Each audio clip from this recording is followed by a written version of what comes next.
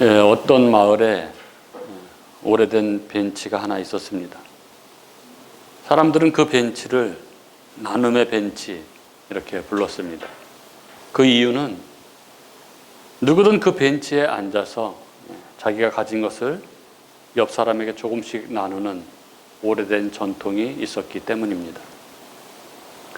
어느 날 한 아이가 벤치에 앉아 있었습니다. 그리고 옆에 낯선 어른이 와서 앉고는 아이에게 이렇게 물었습니다. 얘야, 너는 나에게 무엇을 줄 수 있니? 아이는 잠시 생각하더니 이렇게 말했습니다. 예, 저는 사탕은 없어요. 장난감도 없어요. 그렇지만 저도 드릴 수 있는 것이 있어요. 그게 뭔데? 아이는 씩 웃으며 말했습니다. 저는 제가 가진 웃음을 드릴 수 있어요. 그리고 아이는 환하게 웃었습니다.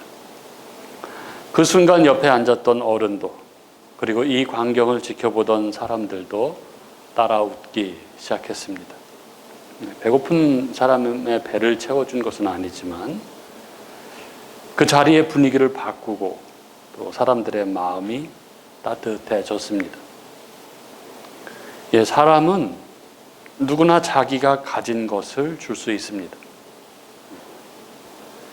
그리고 아무것도 아닌 것 같은 그것이 때로는 너무나 소중한 것일 수도 있습니다. 오늘 사도행전 3장을 여는 말씀 속에는 자기가 가진 것을 나누는 사람들이 등장을 합니다. 6절에 은과 금은 내게 없거니와 내게 있는 이것을 내게 주노니. 너무나 유명한 그런 이야기죠. 오늘 말씀 속에서 과연 교회는 무엇을 나누는 곳인지, 교회가 가진 것은 과연 무엇인지, 오늘 말씀 속에서 하나님의 음성을 듣는 귀한 은혜가 있기를 바랍니다. 예, 베드로와 요한이 제9시 기도 시간에 성전에 올라가는 것으로 오늘 본문은 시작합니다. 예, 제9시는 지금으로 따지면은 오후 3시. 당시 경건한 유대인들은 아침과 저녁에 드리는 이 상번제 시간이 두 번 있었죠. 아침 9시와 오후 3시. 그리고 그 사이의 정오. 이렇게 세 차례 기도 시간을 가졌습니다. 이들이 성전에 올라간 시간은 이 세 번의 기도 시간 중 오후 3시였던 것이죠. 사람들이 가장 붐비는 그런 시간이었습니다. 예루살렘 성전은 오후에 햇빛을 받아서 금빛으로 반짝이고 있었습니다. 성전으로 향하는 인파는 점점 많아지고 고요 속에 기도하려는 사람들과 제물을 바치는 사람들, 또 회당에서 나오는 소리까지 어우러져서 성전 주변은 약간의 긴장감과 함께 거룩한 분위기에 젖어 있었습니다. 이런 분위기 속에서 베드로와 요한은 성전으로 올라가고 있었습니다. 그들의 걸음에는 더 이상 두려움이나 망설임은 없었습니다. 오순절 이후 성령의 불은 그들의 표정과 눈빛까지 다 바꾸어 버렸습니다. 성전 미문이 가까워졌을 즈음 사람들 사이에서 누군가가 힘겹게 이끌려오는 모습이 눈에 들어왔습니다. 몇몇 사람들이 조심스럽게 한 남자를 메고 와서 성전 문 앞에 내려놓았습니다. 예, 그는 태어날 때부터 걷지 못하는 자, 늘 그 자리에 앉아서 구걸하던 성전 주변 사람이라면 누구나 다 아는 그 사람이었습니다. 그리고 그가 앉은 그 자리는 성전 안으로 들어가기 직전 그 아름다운 성전 미문 앞 자리가 늘 그의 자리였습니다. 그는 오늘도 사람들의 발걸음 소리를 들으며 손을 내밀었습니다. 한 푼만 도와주십시오. 기대라기보다는 습관에 가까운 그러한 소리였습니다. 오늘도 누군가의 동전 두어 개를 고대하면서 그렇게 고개를 숙이고 구걸하고 있었습니다. 그리고 그는 두어 사람이 자기 앞을 지나가는 것을 느꼈습니다. 그는 자동적으로 손을 내밀며 한 푼만 도와주십시오. 이렇게 말했습니다. 그런데 그 순간 한 목소리가 들려왔습니다. 우리를 보시오. 그는 고개를 들었습니다. 보통 사람들은 구걸하는 자하고는 눈을 맞추지 않는데 이 두 사람은 달랐던 것이죠. 그래서 그는 마음속으로 무언가 대단한 것을 줄 모양인가 이렇게 생각을 했습니다. 그러나 그의 입에서 나온 말은 그의 예상과는 전혀 달랐습니다. 은과 금은 없거니와. 남자의 눈빛이 흔들렸습니다. 또 허탕인가 보다. 그런 마음이 들었습니다. 그러나 베드로는 곧바로 이렇게 말을 합니다. 내게 있는 것을 내게 주노니 나사렛 예수 그리스도의 이름으로 일어나 걸어라. 그 말과 동시에 베드로는 그의 오른손을 단단히 잡아당겼습니다. 순간 그의 발목과 발바닥이 한 번도 느껴본 적이 없는 감각으로 가득 찼습니다. 피가 돌고 힘이 들어가고 근육이 잡히고 관절이 맞물리는 것 같은 평생 단 한 번도 느껴보지 못한 그 생명의 힘이 그의 다리 전체로 흘러 들어왔습니다. 그리고 그는 벌떡 일어났습니다. 베드로가 잡아주어서가 아니라 자기 두 다리의 힘으로 일어선 것입니다. 그는 놀라움에 숨을 들이켰습니다. 그리고 한 걸음, 그의 인생에서 첫 번째 걸음을 내디뎠습니다. 그리고 또 한 걸음, 또 한 걸음, 또 한 걸음. 그는 어느새 뛰기 시작했습니다. 뛰고 걷고 또 뛰고 그는 성전 안으로 뛰어들어갔습니다. 할렐루야. 하나님을 찬양합니다. 제가 걷게 되었습니다. 제가 뛰고 있습니다. 할렐루야. 사람들은 모두 걸음을 멈추었습니다. 수십 년 동안 미문 앞에 앉아 구걸하던 그 사람이 지금 뛰며 기뻐하며 하나님을 찬양하고 있었기 때문입니다. 성전 안은 숨이 멎은 듯 조용해졌고 이내 사람들이 웅성대기 시작했습니다. 그 사람 아니야? 늘 미문 앞에 앉아있던 그 사람 맞지? 그런데 저렇게 뛰고 있는 거야? 도대체 무슨 일이 일어난 거야? 놀라움과 경탄이 성전 안을 가득 메웠습니다. 사람들은 이 사람에게 일어난 이 초자연적인 기적으로 인해서 놀라고 또 놀랐습니다. 10절은 이렇게 적고 있죠. 그가 본래 성전 미문에 앉아 구걸하던 사람인 줄 알고 그에게 일어난 일로 인하여 심히 놀랍게 여기며 놀라니라. 여기 10절에는 놀라다는 말이 두 번 반복되고 있습니다. 놀랍게 여기며 놀라니라. 놀랍게 여기다 그리고 놀라다 이렇게 되어 있죠. 헬라어로는 서로 다른 단어들을 사용하고 있습니다.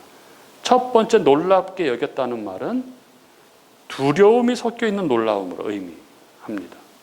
즉 이런 일은 하나님만이 하실 수 있는 일이기에 그들의 두려움 섞인 놀라움은 당연한 것이었습니다. 그리고 두 번째 논란이다라는 말은 대경실색하다 이런 뜻입니다. 한마디로 놀라서 까무러치다, 정신을 잃을 정도로 놀라다 이런 강한 표현입니다. 이것이 나면서부터 걷지 못하던 성전 미문에 앉아서 구걸하던 사람이 단번에 치유되는 것을 본 유대인들의 반응이었습니다. 이 사건은 얼마 전 오순절의 성령 강림 사건처럼 다시 예루살렘을 소용돌이 속으로 몰아 넣었습니다. 여러분들이 이 광경을 봤다면 어떤 마음이 들었을까요? 이 사건을 직접 여러분이 경험했다면 무슨 생각을 했겠습니까? 역시 하나님은 불가능하신 것이 없어. 하나님은 우리의 어떤 문제도 다 해결하실 수 있어. 특히 베드로 정말 대단해. 그는 하나님의 능력을 행하는 사람이야. 혹 이렇게 생각하셨을까요? 제가 왜 이런 말씀을 드리냐 하면 우리가 성경에서 이런 사건, 이런 기적을 볼 때 이것을 어떤 관점으로 볼 것인가는 너무나 중요합니다. 성경에서 어떤 기적이 나올 때 그 기적을 단지 신기한 일로 받으면 성경의 모든 기적은 다 하나님은 이런 일도 하실 수 있다 하는 한 결론으로 모아지고 맙니다. 그래서 예수님이 행하신 기적도, 이 사도들의 기적도 모두 마술사들이 사람들에게 신기한 일을 보여주는 것 같은 그런 것처럼 되어버리고 마는 것이죠. 동시에 이 일을 겪은 사람에 대해서 생각하더라도 삶의 큰 문제를 하나 해결한 것 외에는 다른 의미가 없게 되는 것이죠. 병을 앓았던 사람이 나았다. 큰 고난에 처한 사람이 그 고난을 면하게 되었다. 죽을 위기에 있었던 사람이 위기에서 벗어나게 되었다. 이렇게 되고 마는 것입니다. 과연 그런가요? 예수님께서 행하시고 사도들이 행한 그 각양의 기적들이 그저 그 사람이 불쌍해서 그 위기를 모면하게 해준 것에 불과한 것일까요? 만약 그렇다면 그 사람의 삶의 모든 문제를 다 해결해 주셔야 되는 거 아닙니까? 예수님이나 사도들이 죽었던 사람을 다시 살려도 그 사람은 결국 또 다시 죽게 될 것이고, 어떤 병자를 치유해 줬다고 한들 그 사람은 결국 나중에 다른 병에 걸려서 결국 죽게 되고 말 것입니다. 그럼 못하러 그런 기적으로 그 사람의 문제를 해결한 것입니까? 대답은 간단합니다. 성경이 그러한 기적들을 통해서 말하려고 하는 목적은 언제나 그 자체 병고침 자체에 있지 않다는 것입니다. 그래서 우리는 이 사람이 몹시 어려운 상황에 처해 있었는데 베드로와 요한이 그것을 낫게 해줬으니까 하나님은 우리의 어떤 어려움도 낫게 해주실 거야, 이런 식으로 이것을 이해를 해서는 안 된다는 것입니다. 오히려 우리는 이런 것을 보면은 이렇게 질문해야 합니다. 왜 베드로는 이 사람을 낫게 했을까? 왜 베드로는 이 날 때부터 못 걷던 자를 걷게 했을까? 그리고 왜 하필 이때인가? 오순절 성령 강림으로 신약교회가 출범한 직후 왜 이런 기적이 필요했을까? 이것을 알아야 왜 사도들이 하필 그때 그런 사람을 낫게 했는지에 대한 그 이유를 알게 될 것이고, 그 이유를 알아야만 이 사건의 의미를 정확하게 파악하게 될 것이고, 그렇게 돼야만 이것을 우리에게도 적용할 수 있게 되는 것입니다.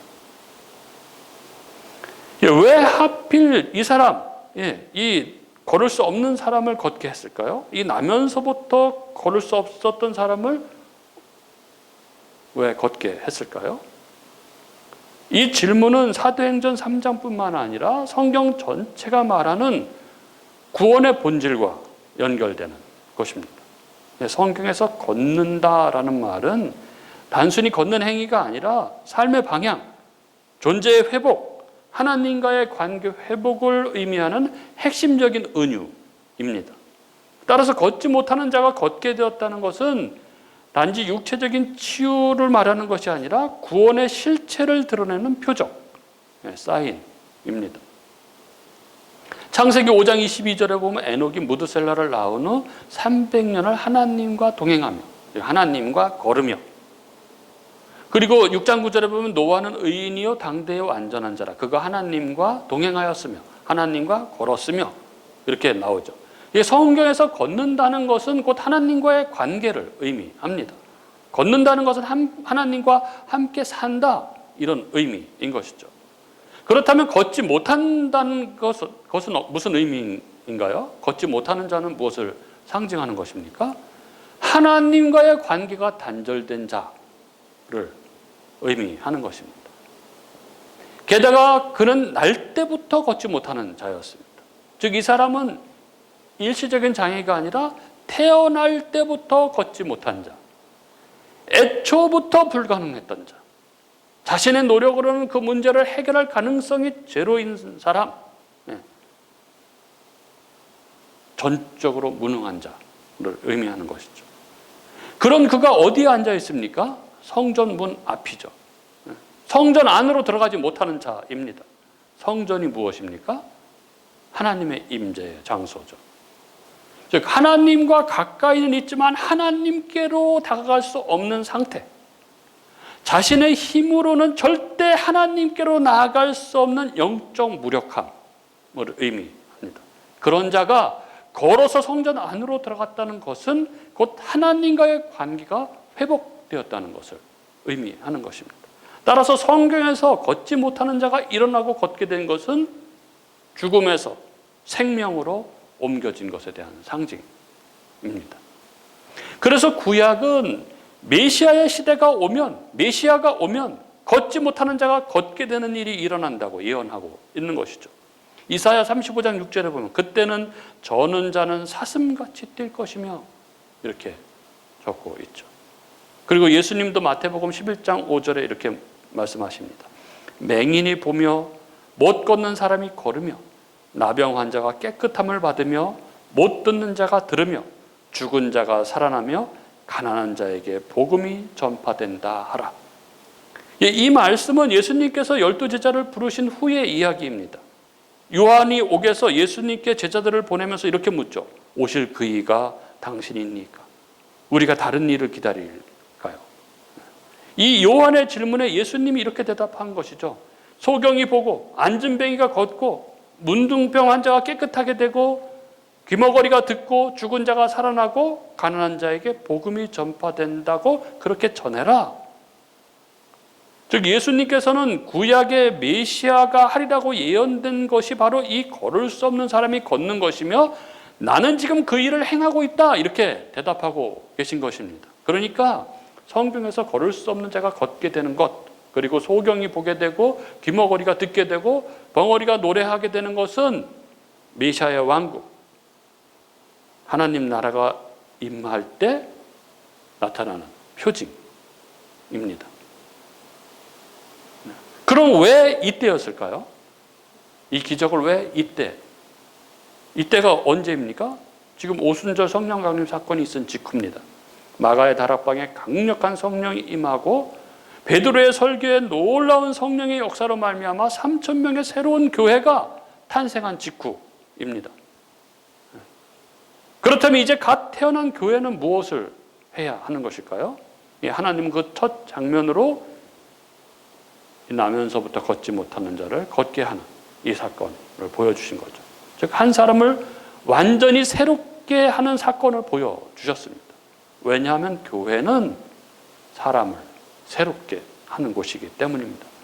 이 에스겔서 36장에 보면 하나님은 새 언약의 시대에 새 마음과 새 영을 주시겠다고 그렇게 약속하셨습니다. 그리고 예수님께서도 승천하시기 전 사도들에게 예루살렘을 떠나지 말고 아버지께서 약속하신 것을 기다리라 이렇게 말씀하셨습니다. 그리고 그 약속대로 사도행전 2장에 성령이 임했고 그리고 교회가 탄생했습니다. 그리고 이어지는 3장에서는 교회가 무엇을 하는 곳인지를 보이신 것이죠. 즉 교회의 본질, 사람을 새롭게 하시는 성령의 역사를 보여주신 것입니다. 또한 이 표적은 예수님의 사역이 교회 안에서 계속되고 있다는 증거이기도 합니다. 사도행전 3장의 치유기적은 예수님이 이 땅에 계셨을 때 하셨던 사역의 연장선입니다. 예수님의 사역의 중요한 부분은 병든 자를 고치는 사역이었습니다. 즉 인간의 전 존재를 회복시키시는 사역이었습니다. 그리고 예수님은 떠나시기 전에 말씀하셨죠. 나를 믿는 자는 내가 하는 일을 그들도 할 것이요. 그래서 오순절 직후에 승천하신 예수님의 사역이 이 땅에서 사라지지 않았다는 것을 보여주기 위해 예수님은 떠나셨지만 성령을 통해서 그 예수님의 사역이 이 땅에서 계속된다는 것을 보여주는 사건으로 이 기적을 베푸신 것입니다. 따라서 사도행전 3장의 이 날 때부터 걷지 못하는 자의 치유 기적은 단순히 한 사람을 살린 일이 아니라 교회의 본질을 상징적으로 드러낸 그런 선언적인 사건입니다. 것입니다. 즉 교회는 다름이 아니라 예수님의 사역을 이어받아서 죽은 자를 살리는 공동체, 죄와 사망 가운데 있던 자들을 생명으로 이끌어내는 공동체, 그리하여 이 땅에 하나님 나라를 확장해가는 공동체라는 것입니다. 따라서 오늘 본문의 6절은 교회의 본질과 사명을 아주 너무나 정확하게 보여주는 그런 구절입니다. 6절은 이렇게 적고 있죠. 베드로가 이르되 은과 금은 내게 없거니와 내게 있는 이것을 내게 주노니 나사렛 예수 그리스도의 이름으로 일어나 걸어라. 교회의 본질은 은과 금에 있지 않습니다. 교회의 능력은 은과 금에 있지 않습니다. 은과 금이 세상에서는 가장 강력한 능력입니다. 그러나 교회는 은과 금을 가진 것도 또 은과 금을 주는 것도 아닙니다. 그럼 교회의 본질, 교회의 능력은 어디에 있습니까? 교회는 무엇을 가지고 있고 무엇을 주는 곳인가요? 내게 있는 것을 내게 주노니 나사렛 예수 그리스도의 이름으로 일어나 걸으라.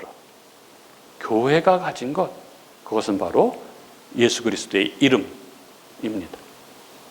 교회가 줄 수 있는 것, 그것은 바로 예수 그리스도의 이름입니다. 이것은 예수님의 이름이 가지는 어떤 마술적인 능력을 의미하는 것이 아니죠. 이 뒤에 19장에 나오는 이야기가 있죠. 유대인 제사장 스게아와 그 7 아들이 바울을 흉내내서 예수의 이름으로 귀신 들린 자들에게 명령했다가 귀신들의 공격을 받는 일이 있었죠. 나면서 걷지 못하던 거린을 걷게 한 능력은 예수님의 이름이 지닌 마술적 능력이 아니라 예수님의 이름, 즉 예수님 자신, 온 세상을 통치하시는 만유의 주권자, 생명의 주권자의 능력이었습니다. 오늘도 늘 이런 정체성 위기와 유혹을 우리는 경험을 합니다. 내가 그리스도인인데, 내가 예수 믿는 사람인데 세상에서 성공하지 못하고 변변치 못하게 살아가고 있는 것은 아닌가 하는 것이죠. 내가 그리스도인인데 내가 병이 들어서 이게 하나님께 영광을 가리는 것은 아닌가. 하지만 그것은 마귀가 주는 생각입니다. 그리스도인의 정체성, 그리스도인의 이 교회의 본질, 교회의 능력은 그런 데에서 찾는 것이 아니죠. 그리스도인의 이 정체성, 교회의 본질, 교회의 능력은 바로 예수 그리스도의 이름에 있습니다. 성경에서 이름은 인격과 존재를 가리키는 거죠. 예수님의 이름은 예수님 자신이 가지신 모든 것을 의미하는 것입니다. 따라서 베드로가 말한 예수 그리스도의 이름으로라는 이 말은 예수 그분 자신이 지금 이곳에서 역사하신다는 의미인 것이죠. 그 능력, 창조자, 만유의 주권자의 능력이 지금 여기에 나타난다, 이런 뜻입니다. 그래서 예수의 이름은 곧 구원의 효력을 나타내죠. 사도행전 4장 12절에 이런 말씀이 있습니다. 다른 이로써 구원을 받을 수 없나니 천하 사람 중에 구원받을 만한 다른 이름을 우리에게 주신 일이 없음이라 하였더라.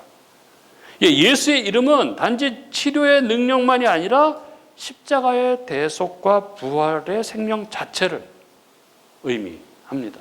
따라서 그리스도인은 교회의 정체성과 사명은 바로 예수 그리스도의 이름을 행하고 전하는 것입니다. 다시 말해 교회는 은과 금을 주는 것이 아니라 예수 그리스도의 이름, 곧 복음이죠. 바로 생명을 주는, 전하는 공동체입니다. 그리고 여기에 교회의 능력이 있습니다. 앞서 말씀드린 대로 세상에서는 은과 금이 최고입니다. 세상 사람들은 은과 금을 쫓아 살아갑니다. 어떻게 해서라도 그걸 잡으려고 하고 남을 짓밟고 올라가서라도 그 은과 금을 차지하려고 합니다. 그러나 은과 금으로 세상에서는 모든 것을 다 할 수 있지만 단 하나 할 수 없는 것이 있습니다. 바로 생명이죠. 생명을 살리는 일입니다. 영원한 멸망 가운데 들어가 있는 그 영혼을 살리는 일, 죽은 영혼에 생명을 주는 일은 할 수 없습니다. 바로 여기에 교회의 존재 이유가 있는 것이죠. 여기에 교회의 사명이 있습니다. 사랑하는 우리 교우 여러분, 우리는 개척교회입니다. 우리는 너무나도 작은 교회죠. 우리는 은과 금은 없습니다. 세상의 눈으로 보면 그저 초라하기 그지없는 작은 공동체에 불과합니다. 하지만 하나님은 오늘 우리에게 이 말씀을 통해서 이렇게 말씀하십니다. 너희에게 없는 은과 금은 아무 문제가 아니다. 내가 너희에게 준, 너희에게 있는 것을 세상에 보이라. 여러분, 우리가 가진 것, 우리에게 있는 것이 무엇입니까? 바로 예수 그리스도의 이름입니다. 죄인을 살리고 죽은 자를 살리고 절망 속에 있는 자에게 소망을 주고 무너진 인생을 다시 걷게 하는 그 이름입니다. 세상이 절대 줄 수 없는 것이죠. 세상은 흉내조차 낼 수 없는 것입니다. 그 예수라는 이름을 우리는 가지고 있습니다. 그리고 이 예수 그리스도의 이름이 있다면 우리는 누군가를 일으켜 세울 수 있습니다. 베드로는 말로만 하지 않았습니다. 그는 오른손을 잡아 일으켰습니다. 교회는 말로만 복음을 전하는 것이 아닌 것이죠. 교회는 손을 내밀어서 사람을 일으켜 세우는 것입니다. 쓰러진 사람에게 손을 내밀고 낙심한 사람에게 손을 내밀고 죄 가운데 무너진 영혼에게 손을 내밀어서 그를 그리스도 앞으로 일으켜 세우는 곳, 이게 바로 교회입니다. 여러분, 우리는 작지만 그러나 우리는 예수 그리스도의 이름을 가진 교회입니다. 우리가 가진 이 예수 그리스도의 이름으로 살아가는 저와 여러분이 될 수 있기를 바랍니다. 교회가 작다고 주눅 드는 것이 아니라 내게 있는 이것을 내게 주노니 나사렛 예수 그리스도의 이름으로 일어나 걸으라, 이렇게 선포하며 우리의 손을 내밀어 한 영혼을 이끌어 세우는 저와 여러분이 될 수 있기를 주님의 이름으로 축복합니다.